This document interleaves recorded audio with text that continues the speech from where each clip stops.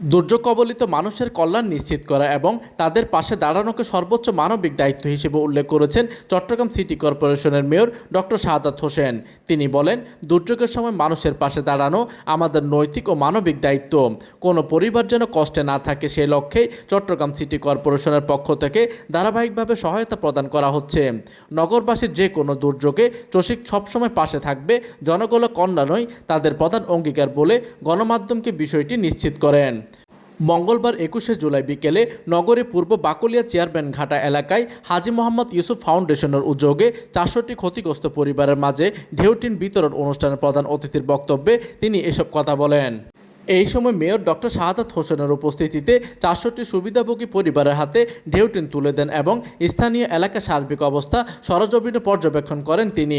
হাজী মোহাম্মদ ইউসুফ ফাউন্ডেশনের সভাপতি হাজী মোহাম্মদ ওসমান গনির সভাপতিত্বে এবং বিএনপি নেতা সাইফুল ইসলাম নীরব ও আব্দুল কাদেরের যৌথ পরিচালনায় অনুষ্ঠানের প্রধান বক্তা হিসেবে বক্তব্য রাখেন চট্টগ্রাম 9 আসনের সংসদ সদস্য আলহাজ আবু সুফিয়ান।